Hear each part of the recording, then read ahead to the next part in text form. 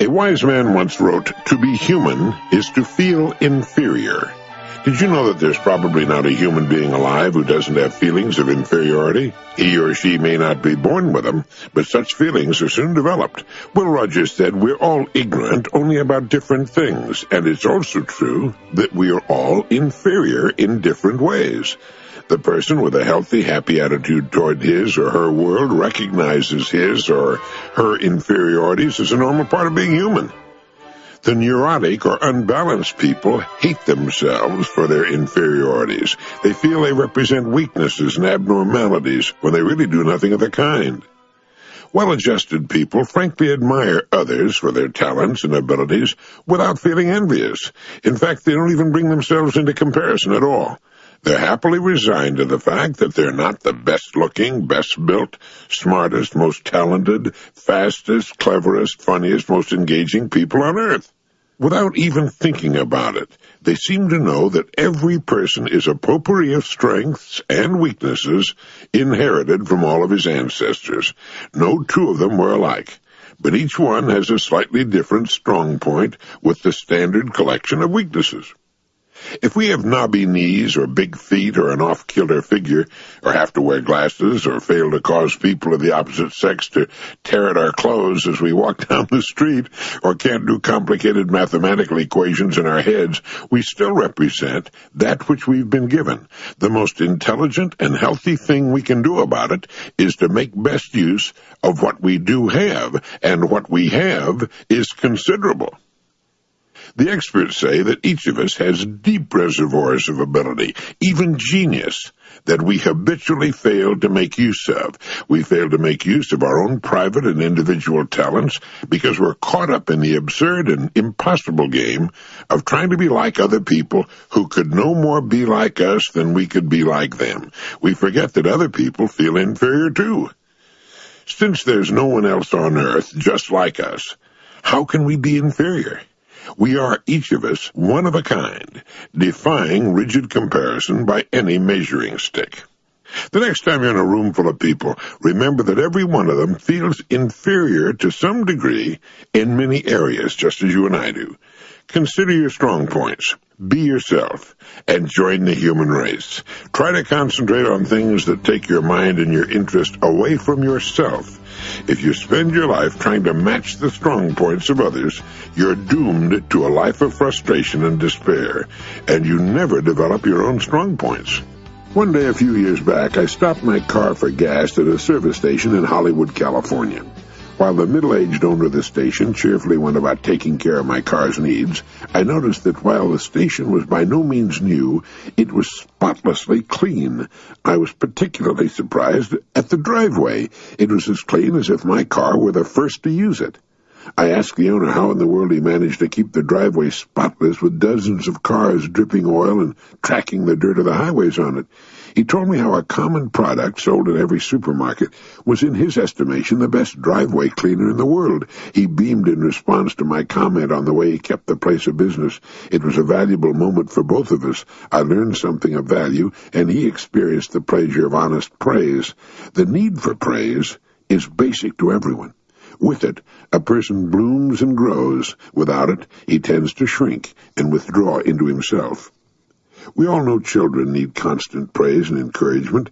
When a child brings home a piece of artwork that looks for all the world like an unfortunate accident, he still expects an encouraging word, but his need for encouragement is no less than his mother's or father's. Far too many parents aren't getting any praise, or at least not nearly enough. Understanding the importance of self-esteem and seeing the never-ending need for reaffirmation of a person's worth, we should make it our business to watch for honest opportunities to give praise, especially to the members of our family and those with whom we work.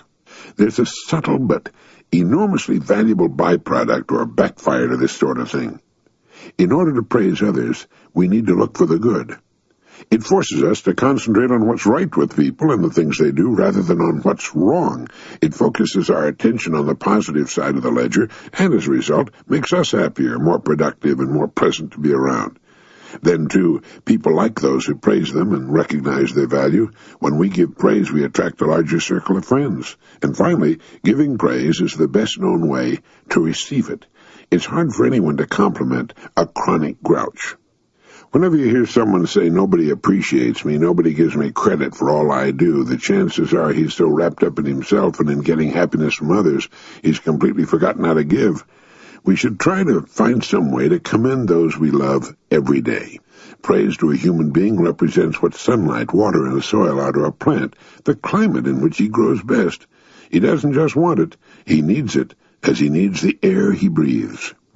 Molière said, "The most agreeable recompense which we can receive for things which we've done is to see them known, to have them applauded with praises which honor us."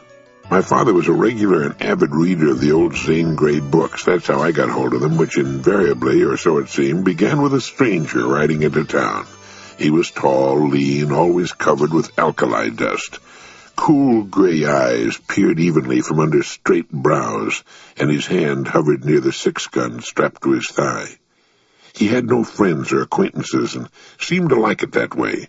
He was a man of few words, and kept his own counsel. His world consisted of little more than himself, his horse, and usually the bad guy he was after.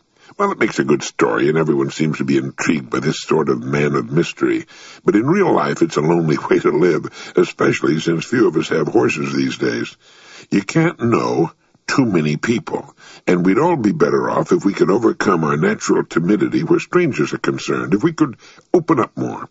As a friend of mine who has attained an unusually high position in the world says, "Open the doors and windows of your mind and heart to others, and you'll reap a wonderful harvest of friends." Many of us have a tendency to speak or smile only after another person has spoken or smiled at us first. We tend to be reactors instead of actors.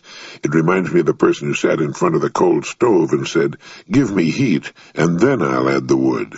The world just doesn't work that way. With a little effort, a person can form the habit of smiling and saying hello first. 19 times out of 20, you'll get a favorable response. I know a man who was a foreign representative for an American electronics firm.